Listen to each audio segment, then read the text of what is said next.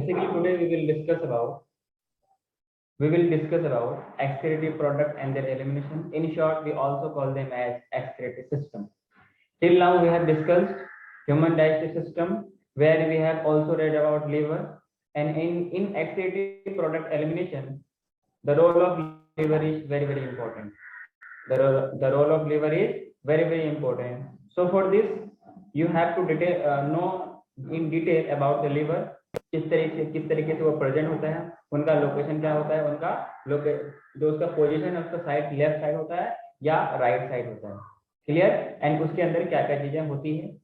After that we have read about human respiratory system, means breathing in exchange of gases, how we breathe, how we inhale, how we exhale, what is respiration, how it is taking place inside the body, inside the cell, and how the actual exchange of gases takes place. Till now we have done to this point, and at last we have also read about body fluid and circulation, means what kind of fluid is present in our body.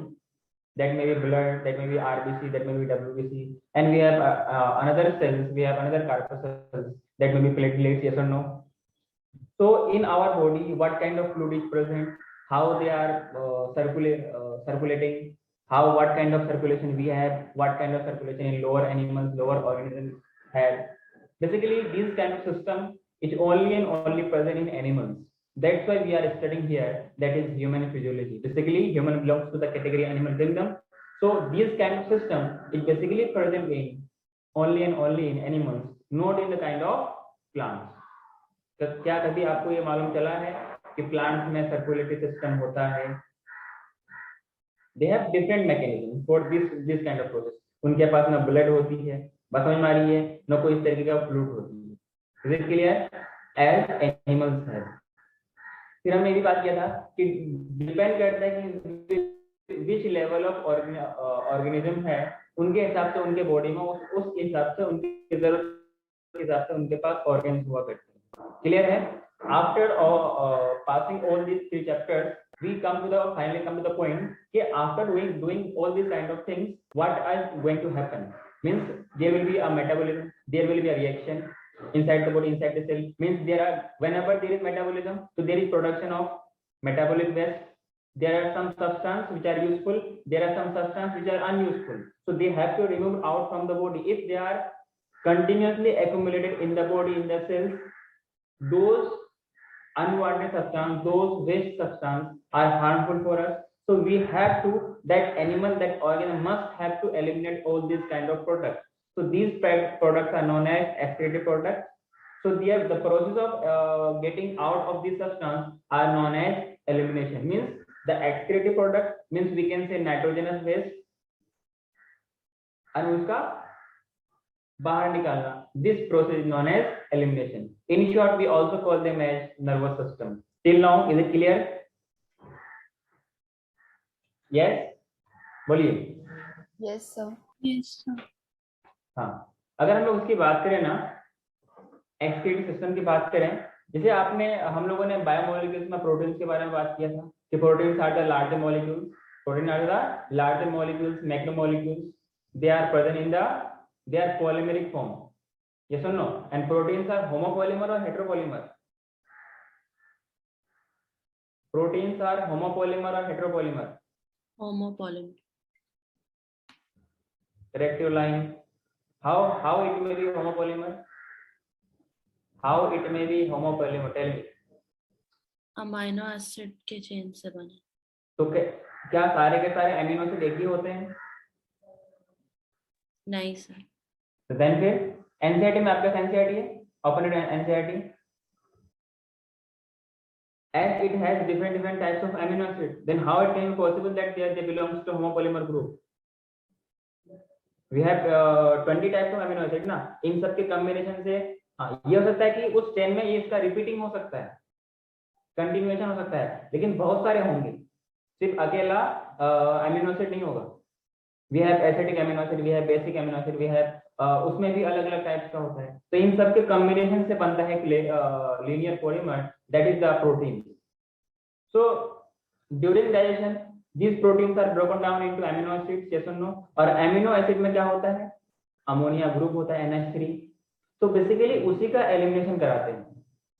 Clear है? That's why we call them, क्योंकि ammonia में होता है nitrogen. Proteins में क्या क्या होता है? कौन के नाम से हमने पढ़ा था ना, CHON। Everyone tell me, proteins consist of, proteins consist of कौन? यस और no? C4 carbon, hydrogen, oxygen and nitrogen.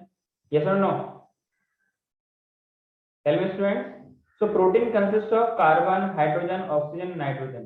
So that's why after breaking down after metabolism, the waste that are formed in our body, that's why we call them as nitrogenous waste. What we call them? Nitrogenous waste. Waste क्यों बोलते हैं? क्योंकि they are not useful for us. So every organism will have their nitrogenous waste, क्योंकि उसमें nitrogen पाया जाता है। Clear है? तो basically in animals we can say कि if there is no any kind of elimination, so there will be accumulation of what I can say ammonia, there may be urea, जो कुछ देखो ammonia कहाँ मिलेगा? अच्छा, nitrogen waste कैसा होगा depend करता है उसका हैबिटेट कैसा है, डिपेंड करता है कुछ फैक्टर्स पे कि क्या वो वाटर को कंजर्व करना चाह रहा है कि नहीं। क्लियर है? जैसे कि आपके पास यूरिया हो गया, यूरिक एसिड हो गया, अमोनिया हो गया, हाँ carbon dioxide is also a waste product, तभी तो ड्यूरिंग इन एक्सहेलेशन वो रिमूव आउट होती है। ड्यूरिंग स्वेटिंग कुछ गंदगी, कुछ सॉल्ट स्किन से रिलीज होती है। As you have seen sometimes when there is too much sweating, after drying up in your skin there is some dry powdery mass. Have you noticed this? Anyone? Yes, sir. After too much sweating from your skin, when that sweat becomes dried up, after that your skin becomes some powdery, white powdery. Basically those are not powder, those are salts that are extracted from your skin through sweating. Yes or no? Yes, sir. So basically it means sweating के through भी हम extraction करते हैं। Carbon dioxide is also the wasteful product in our body. Water during when you in case of where the temperature is low, when you exhale, so there is some vapors are surrounding, or you can say all in the mirror. Yes or no? So these are the kind of vapors. They may be vapors, water. There may be some ions like potassium, calcium, chlorine. There may be phosphate ions, there may be sulfate ions. So these are formed by the process of metabolic activities, or it may be also other means, like whenever there is too much intake of food. So basically these are formed when we take food. After taking food will be digested into they are distributed into different components. Means वो अलग अलग component में बढ़ जाएगा। Protein का अपना अलग चला जाएगा, अमीनो एसिड का अलग चला जाएगा, कार्बोहाइड्रेट का अपना अलग कंपोनेंट होगा। तो सब फाइनली लैक्टियल्स हमने पढ़ा था डाइजेस्टिव सिस्टम में, इन सब में इनका क्या होगा? एब्जॉर्प्शन होगा। अरे होगा कि नहीं होगा? क्या होगा इसका? एब्जॉर्प्शन होगा। तो अलग अलग स्टेप में इनका अब ये कैसे एब्जॉर्ब होगा? अब देख प्रोटीन देखो, जो आपके पास लार्ज पॉलीमर्स है अपने बॉडी के सेल्स इससे लायक नहीं है। हमने ये भी पढ़ा था डाइजेस्टिव सिस्टम में कि हमें डाइजेशन की जरूरत क्यों पड़ रही है। डाइजेशन होते क्या है? Basically break down of large molecule into smaller molecules. क्यों? क्योंकि अपना बॉडी के सेल्स उस लायक नहीं होता है ताकि वो उन कंपोनेंट्स को डायरेक्ट एब्जॉर्ब कर सके। तो डाइजेशन इसलिए होती है ताकि एब्जॉर्बेबल और सिंपल फॉर्म में कन्वर्ट कर सकता है। यस और no Parvati? Clear to everyone? Yes. हाँ। सो ड्यूरिंग इंजेक्शन या एक्सेस इंजेक्शन की वजह से भी हमें ये वेस्ट प्रोडक्ट बन सकता है। जो वो प्रोडक्ट वो वेस्ट प्रोडक्ट जिसमें नाइट्रोजन कंटेनिंग कंपाउंड हो, that will be called nitrogenous waste. Depending on the type of organism, we have different types of nitrogenous waste. Like we have ammonia, like we have urea, like we have uric acid. Is it clear to everyone? So in this chapter we will discuss about the basic fundas कि किस तरीके से nitrogenous waste का formation होता है। और ये ammonia कहाँ बनती है? लीवर में। समझ में आ रही है? जो यूरिया जो बनती है, जो यूरिन बनती है, बेसिकली यूरिन, ये कहाँ बनती है? by there will be a cycle, there is a cycle named as ornithine cycle. there is cycle named as ornithine cycle, and this cycle is occurring in the liver, through which urine is formed. Yes or no? So the substance that is going to be removed totally or partially. Totally किस लिए होते हैं? अगर ज्यादा अगर toxic substance है, and this ammonia is a toxic substance. When you inhale the gas ammonia in too much extent, you may lose your consciousness. मतलब आप बेहोश हो सकते हो. जैसे मान लीजिए अमोनिया कहीं लैब वगैरह में उसका कंटेनर होता है, जार होता है, इसमें अमोनिया गैस रखी जाती है लैब में, केमिस्ट्री लैब में प्रैक्टिकल के लिए. अगर आप जोर से इनहेल करोगे ना ऐसा करके, तो देयर इज प्रॉब्लम के आप बेहोश हो सकते हो. हमारी दीज आर टॉक्सिक सब्सटेंस. ज्यादा इनहेल करके तो इट इज पॉसिबल कि डेथ भी हो सकती है. So these are the toxic substance. This has to be removed out from the body. Is it clear to everyone? Yes. बोलिए, कोई दिक्कत है बताइए. Yes.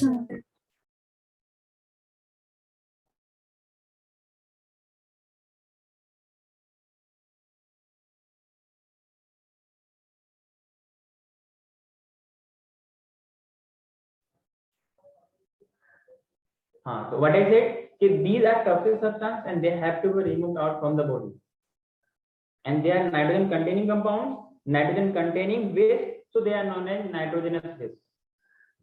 Clear है? After breaking down of protein, after breaking down of food products that we have eaten, that we have ingested, so after breaking down of this substance, we produce some nitrogenous waste products. So their elimination has to take place क्योंकि ये अपने body के लिए harmful है और अपने sales को destroy कर सकता है. क्लियर है? टोटली और पार्शियली क्यों बोल सकते हैं? क्योंकि कुछ डिपेंड करता है कुछ एनिमल्स पे, क्योंकि इस हैबिटेट पे रहता है. क्योंकि अगर यूरिन को बाहर इन नाइट्रोजन वेस्ट को ड्राई पाउडर फॉर्म में तो हम बाहर रिलीज नहीं कर सकते ना, तो इनको रिलीज करने के लिए हमें वाटर का यूज करना पड़ता है. इसका यूज करना पड़ता है, वाटर का यूज करना पड़ता है. तो अगर सारा का सारा वाटर अगर बाहर निकाल दिया जाए तो आपकी बॉडी ड्राई अप हो जाएगी. जब बॉडी ड्राई अप हो जाएगी, बॉडी में फ्लूइड ही नहीं रहेगा, there will be a condition dehydration और बहुत सारे प्रॉब्लम हो सकते हैं, डेथ भी हो सकती है. बात समझ में आ रही है? So we have some common nitrogen waste, that is ammonia, that is urea and that is uric acid.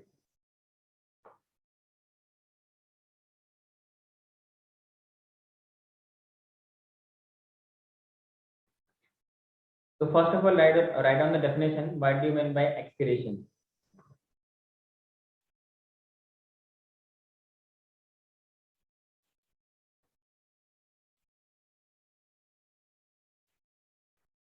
What do you mean by excretion? So according to the nitrogenous waste, that is ammonia or uric acid or urea, we have different types of organism. जिनके पास ammonia होगा उसको बोलेंगे ammonotelic, जिनके पास urea होगा उनको बोलेंगे ureotelic, जिनके पास uric acid होगा उसको बोलेंगे यूरिकोटैलिक. यस और नो? क्या बोलेंगे? यूरिकोटैलिक. इन तीनों जो बेसिकली आपके सिलेबस में 3 नाइट्रोजन वेस्ट है, इन तीनों में सबसे ज्यादा जो टॉक्सिक सब्सटेंस होगी वो होगा अमोनिया. इसका मतलब जो ज्यादा टॉक्सिक होगा उसको रिमूव करने के लिए वाटर की जरूरत ज्यादा पड़ेगी. इसका मतलब ये वाटर की जरूरत ज्यादा पड़ेगी, तो ये किन एनिमल्स में पाया जाएगा? विच हैबिटेट वाले एनिमल्स में पाया जाएगा? इसका मतलब ये एक्वेटिक में पाया जाएगा. क्या बात समझ में आई? For example we can say कि अगर कोई एनिमल है, कोई ऑर्गेनिज्म है, 1 ग्राम अमोनिया अगर वो रिलीज करना चाहता है तो they need 500 ml of water. ये पॉसिबल जब हो सकता है ना जब वो किसी वाटरी लाइफ में रह रहा हो, मतलब एक्वेटिक लाइफ में रह रहा हो. इसका मतलब ये बेसिक फंडा ये समझ में आज क्लियर हो गया कि अमोनिया किन एनिमल्स के पास नाइट्रोजन वेस्ट होगा? एक्वेटिक एनिमल्स के पास. दूसरी बात, during the course of evolution जब aquatic life terrestrial mode of life पे ड्वेल करने लगे, इसका मतलब वाटर का कंजर्वेशन करना पड़ेगा. तो मतलब पानी है तो है, लेकिन पानी तो लिमिटेड में है, तो पानी कंजर्व भी करना पड़ेगा. पानी कंजर्व करने के साथ साथ जो टेरेस्ट्रियल मोड ऑफ लाइफ है उनके बॉडी में एक ऑस्मोटिक कंडीशन भी मेंटेन करना पड़ता है. मतलब ऑस्मोलैरिटी को, कांस्टेंट ऑस्मोलैरिटी को मेंटेन करना पड़ता है, जिसको हम लोग बोलते हैं होमियोस्टेसिस. तो इसका मतलब ये होगा कि इनको कम अमाउंट ऑफ वाटर लगेगा। तो मतलब मालूम ये चला कि 1 ग्राम ऑफ यूरिया को एक्सक्रीट करने के लिए 50 ml वाटर लगते हैं। अरे 500 से काफी कम हुआ ना, क्योंकि वाटर उतना तो नहीं है। अब वहां पे एक्वेटिक लाइफ में क्या होता है, वहीं से जो थ्रू दियर अपने बॉडी के सरफेस से वो बाहर ऑस्मोसिस के थ्रू एलिमिनेट कर देता है। इधर से लिया, इधर से निकाल दिया। तो उनके लिए तो आसान है वाटर से लेना, वाटर से निकाल देना, वाटर में निकाल देना। लेकिन जो ड्राई अप मतलब कि टेरेस्ट्रियल मोड ऑफ लाइफ में रहते हैं, उनके लिए तो मुश्किल है कि पानी की कमी होती है। बात समझ में आ रही है? वहीं पर और जो आपके पास यूरिया होगा, ये लेस टॉक्सिक होगा एज कम्पेयर टू अमोनिया, क्योंकि अमोनिया को ही यूरिया में कन्वर्ट किया जाता है। आपको याद होगा यूरिया का फॉर्मूला, यूरिया में क्या होता है, अमोनिया से कन्वर्ट करके यूरिया बनाया जाता है। क्लियर है? आपने ऑर्गेनिक केमिस्ट्री में पढ़ा क्लास 11 में कि फर्स्ट ऑफ ऑल कैसे ऑर्गेनिक और इनऑर्गेनिक कैसे बनाया गया था, कुछ लैब वगैरह में। नहीं पढ़े हैं तो आप हाइड्रोकार्बन में पढ़ेंगे उनकी हिस्ट्री के बारे में। देन फिर नेक्स्ट आपके साथ है क्या, यूरिक एसिड। यूरिक एसिड समझने का सिंपल सा एग्जांपल, कभी बोलते हैं ना, कभी आप कहीं पैर के नीचे से गुजर रहे होते हैं दिन में, या इट मे पॉसिबल कि नाइट में, तो ऊपर से एक मोटेकन से कि गुड लक या फिर कोई अच्छी चीज ऊपर से गिरती है। कोई गुड लक वो अच्छी चीज नहीं होती, बेसिकली क्या होती है, वो यूरिक एसिड होती है, जो कि बर्ड्स वगैरह में होती है। तो उनके बॉडी में वाटर की कमी होती है, तो इसलिए इसका मतलब कि वो they need less water to eliminate. तो मतलब जो पहले 50 ग्राम जो टेरेस्ट्रियल ले रहा था, जो उनके पर नेक्स्ट आपके पास हायर मतलब कि जो नेक्स्ट लेवल ऑफ ऑर्गेनिज्म है, तो those are known as uric acid, मतलब उसको बोलेंगे यूरिकोटैलिक। तो वहां पर 1 ग्राम ऑफ यूरिक एसिड को रिमूव करने के लिए आपको 10 ml ऑफ वाटर लगेगा। तो इस तरीके से वाटर कंजर्वेशन के हिसाब से ये अपने अपने एनिमल्स अपने रिस्पेक्टिव इन्वायरमेंट पे रहते हैं। बात समझ में आई? अब देखो ना, बर्ड कितना पानी पिएगा, 1-2 लीटर पानी दिन में नहीं पिएगा ना, थोड़ा ही पानी पीता है वो। अब अगर 500 ml रिमूव भी करे उसके बॉडी में बचेगा क्या? इतनी बात समझ में आई? Yes sir. हाँ, तो एक्सक्रेशन को हम लोग पहले डिफाइन करेंगे। देयर इज पॉसिबल कि आप लोगों का लेक्चर मर्ज किया जाए ना 12th वालों के साथ, तो उनका ये सब पार्ट बचा हुआ, ठीक है। तो वहां पर आपको थोड़ा सा कंटेंट जो मैं लिखा रहा हूँ, आपको ये कंटेंट कम लिखा जाएगा, लेकिन समझने वाली चीज ये होती है, इससे अच्छा ही रहेगा, ठीक है। तो आपको ध्यान रखना है। तो इसमें नेक्स्ट टॉपिक लिखिए, एक्सक्रेशन डाल के लिखिए। What do mean by excretion? Basically removal of nitrogenous waste from the body which are the end product of metabolic activity or the metabolism. Is it clear? So removal of mainly nitrogenous waste,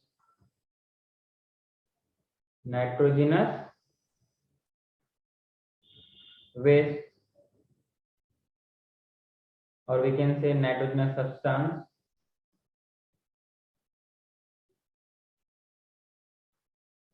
from the body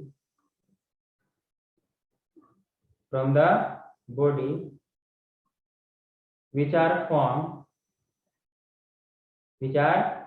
formed during metabolic activity,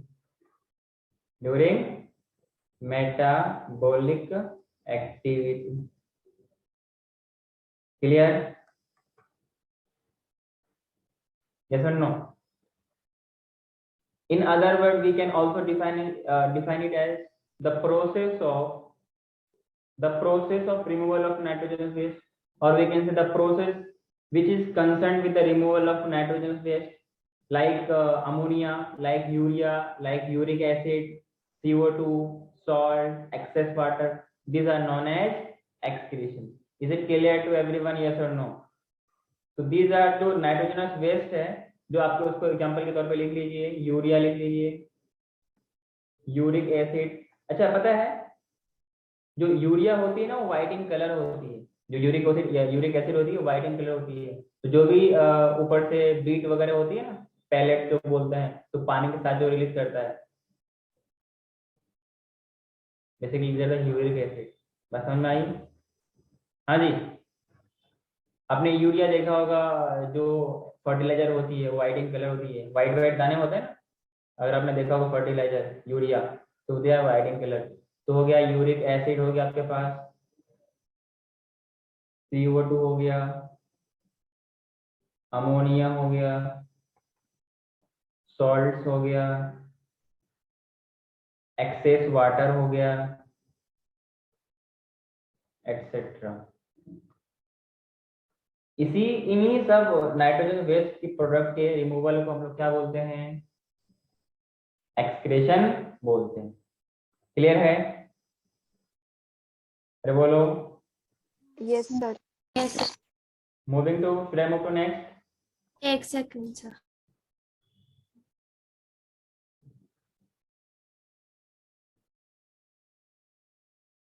जो जिन student का camera off हो on कर ले, मैं class कभी भी remove कर सकता हूँ, so take care for this. बिना पूछे मैं क्लास रिमूव कर दूंगा, ध्यान दो।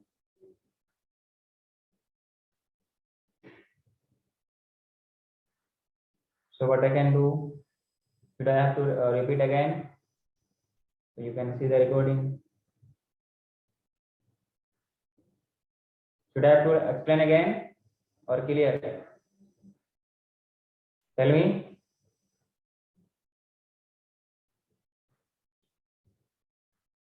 हाँ, so इसको आगे बढ़ने से पहले कुछ टर्म्स आपको समझना पड़ेगा। दैट इज, आपने कभी नाम सुना होगा क्लास 10 वगैरह में, homeostasis. Should you have learned about this name, these words? Tell me, what do you mean by homeostasis? Anyone?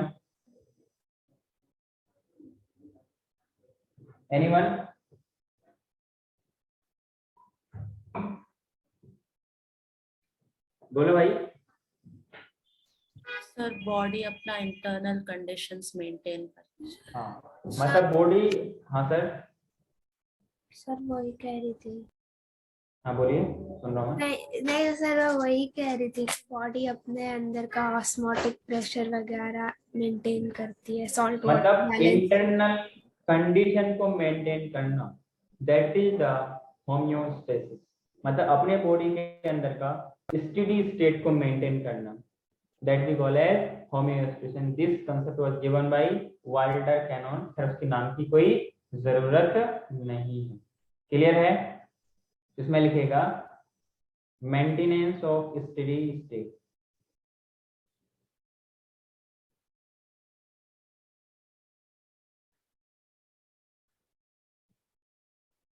कोई दिक्कत? And this phenomena is very very important for to maintain the normal condition, to maintain the normal life, and this should be in a particular range. ऐसा नहीं कि कुछ ज्यादा हो जाए कुछ कम हो जाए, तो फिर ना बहुत प्रॉब्लम आ जाएगा। क्लियर है? क्योंकि जब मेटाबॉलिक प्रोसेस होता है तो इनकी इंटरनल एनवायरमेंटल कंडीशन में देयर इज पॉसिबल कि देयर में be some change up and down, so this has to be maintained. This process is known as homeostasis. Is it clear to everyone? Yes or no? Next term is osmoregulation. Also you have heard this name, osmoregulation. बोलो भाई। Iron और water concentration maintain करना।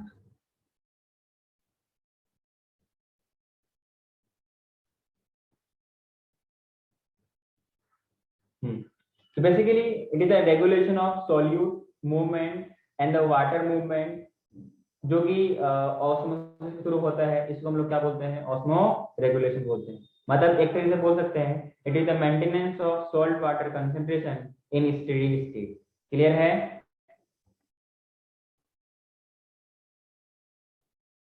Maintenance of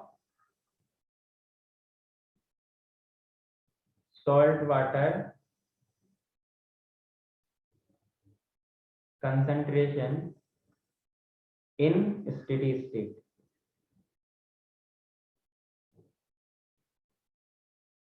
clear? Means yes.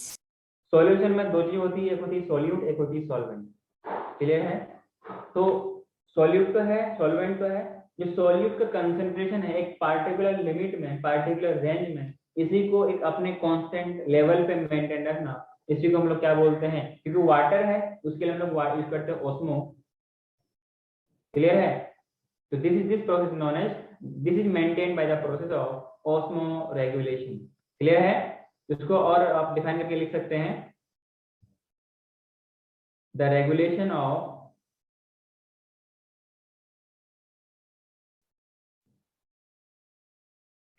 थोड़ा fast लिखेगा ना, solute movement and obviously solute का movement होगा तो वाटर का भी मूवमेंट होगा।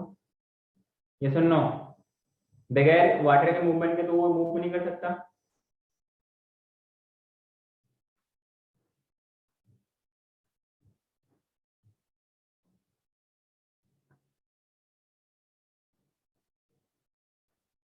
विच फ्लोज, इसकी जरूरत नहीं है। ऑब्वियसली वाटर की मूवमेंट होगी तो इन्हीं के हेल्प से सॉल्यूट की मूवमेंट होगा। इसी it will be done by osmosis, yes और no? Yes sir. Osmosis, it is called so, और सो का मतलब ऑस्मो रेगुलेशन। क्लियर? डिपेंड करता है ऑर्गेनिज्म कैसा है। क्लियर है? तो इनके बेसिस पे ऑर्गेनिज्म दो टाइप का होता है, ऑर्गेनिज्म दो टाइप का होता है।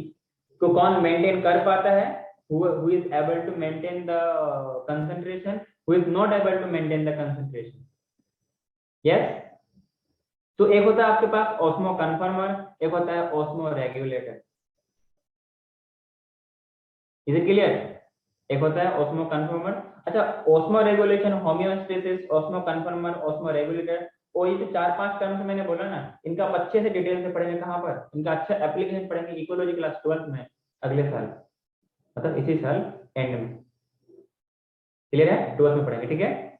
और इकोलॉजी का इजी है, मतलब थोड़ा समझ कंसेप्चुअल चीज है, समझ जाओगे तो बहुत कम मेहनत करके ज्यादा आउटपुट मिलेगा, मतलब मैक्सिमम नंबर मिलेगा आपको। क्लियर है?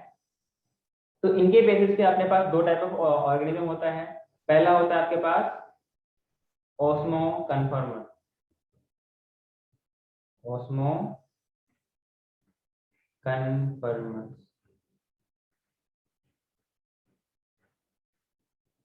क्लियर?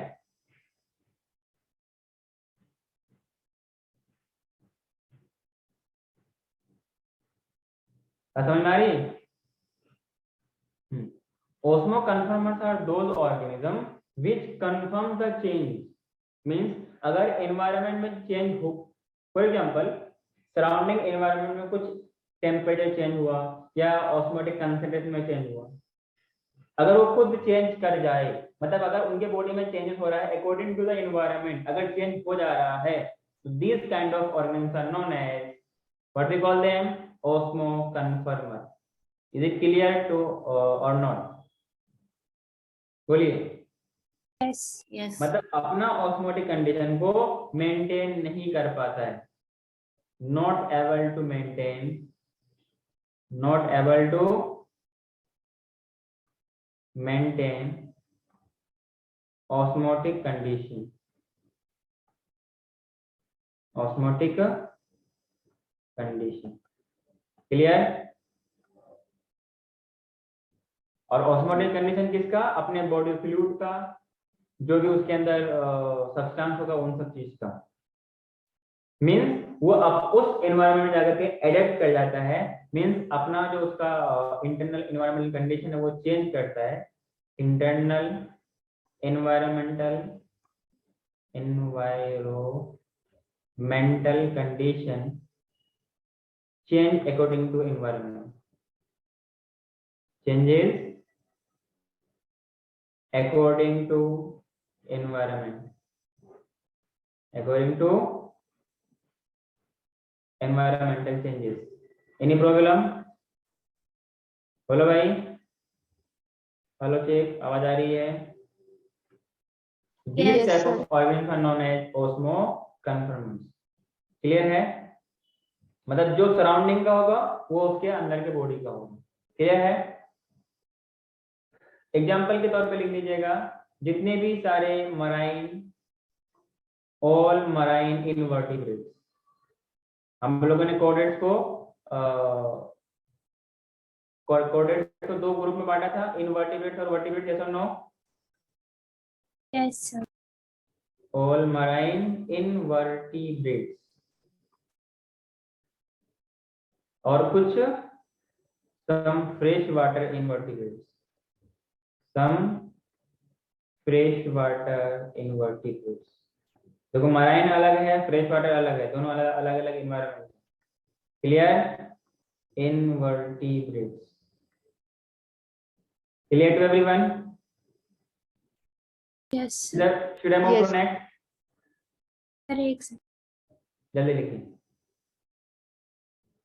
समझ में आया ना कि जो एनवायरनमेंट के हिसाब से चेंज हो जाए, मतलब कंफर्म कर जाए, चेंज हुआ तो ठीक है, मैं भी चेंज हो जाऊँ, मैं भी एडेप्ट कर जाऊँ। समझ में आ रही है?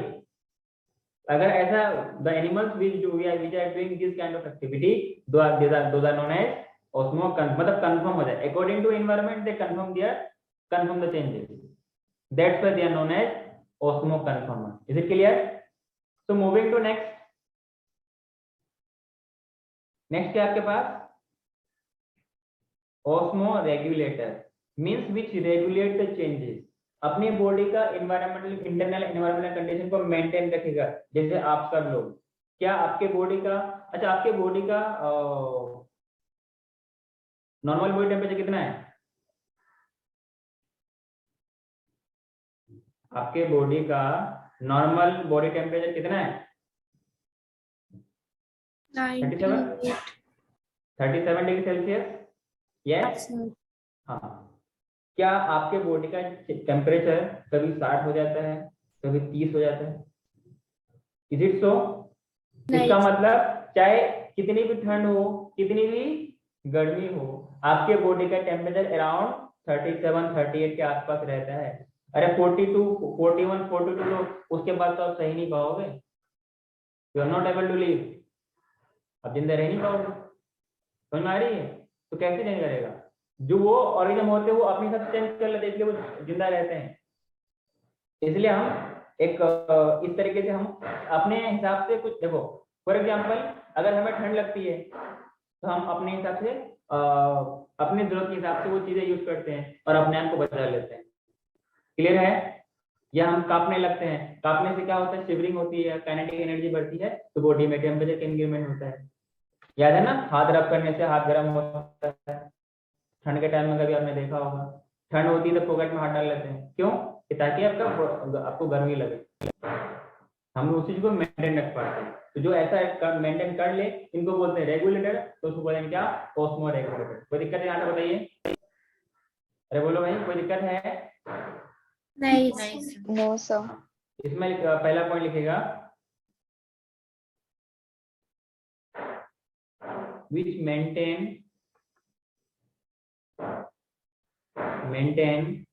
internal environmental condition,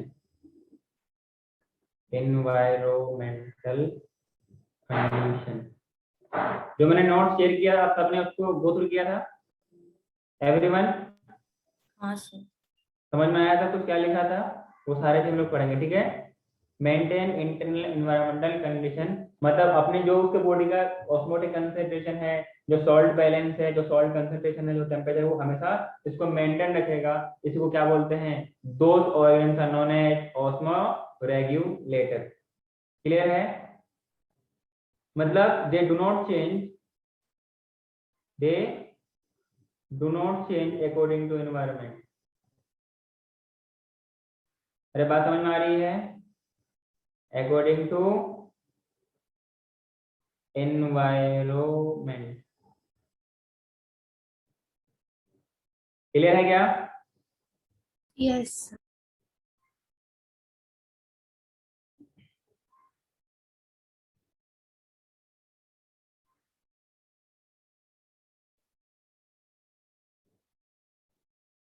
अगर वो किसी हाइपोटोनिक सॉल्यूशन पे है, या हाइपोटोनिक मीडियम पे है, या हाइपरटोनिक मीडियम पे है, तो उसके हिसाब से वो उस तरीके से अपने आप को मेंटेन रखेगा। कोई दिक्कत है? और इसके लिए उनको एनर्जी खर्च करना पड़ता है। क्लियर है? एनर्जी को यूटिलाइज करना पड़ता है। एग्जाम्पल में लिख लीजिएगा मोस्ट वर्टिब्रेट्स। इन सब में आप सब आते हो, अरे आते हो कि नहीं आते हो? Most of the vertebrates except hagfish. Hagfish एक मछली का नाम है ना, हैगफिश। यहाँ तक सबको क्लियर है? Yes sir.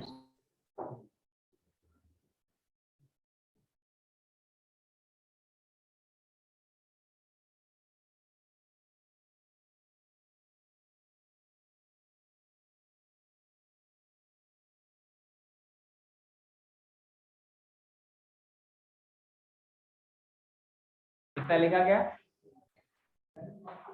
Yes sir. Next आगे बढ़ो क्या? हाँ सर। जैसे भी मैंने आपको बताया कि आपके पास जितने भी नाइट्रोजनस वेस्ट है, क्या है? Nitrogenous waste. जैसे मैंने अमोनिया बोला, तो नीट में सवाल पूछा गया है कि जो मोस्ट टॉक्सिक नाइट्रोजन सब्सटेंस कौन से हैं? तो first will come ammonia, ammonia. Then फिर यूरिया, देन फिर यूरिक एसिड। तो एक पॉइंट डाल या क्वेश्चन डाल के लिख लीजिएगा, toxicity of nitrogenous waste. Toxicity of nitrogenous waste. Clear? तो जो जितना ज्यादा टॉक्सिक है, they need that much amount of water. अभी मैंने बोला था ना, 1 gram ammonia needs 500 ml of water, 1 gram of urea needs 50 ml water, and 1 gram of uric acid needs 10 ml। इसका मतलब अगर पूछा जाए कि ज्यादा कंसंट्रेटेड यूरिन कौन प्रोड्यूस करेगा?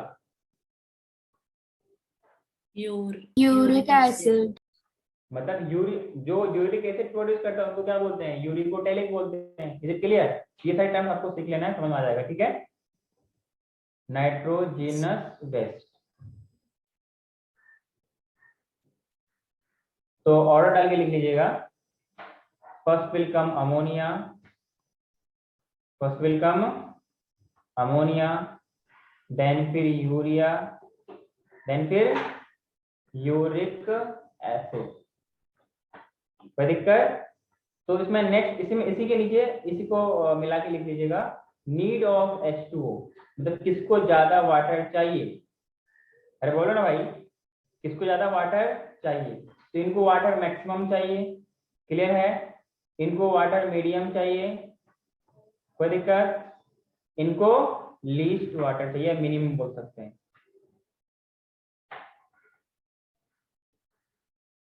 ठीक है? Ammonia needs maximum water, urea needs medium, इन दोनों के बीच का, और टॉक्सिसिटी बीच का मीडियम पे रहेगा, और मिनिमम टॉक्सिक का कौन रहेगा? Uric acid. Is it clear? अरे बोलो भाई। हाँ तो इसी तरीके से ऑर्गेनिज्म इवॉल्व होते गए ना।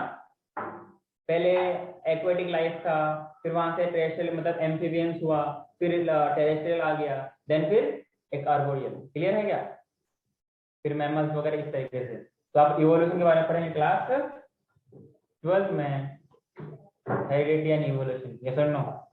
क्लास 10 में हमने पढ़ाई है, और इवोल्यूशन अलग से चैप्टर है क्लास 12 में, वो आप पढ़ोगे क्लास 12 में नेक्स्ट सेशन में। आगे बढ़ो, बताइए। Yes sir.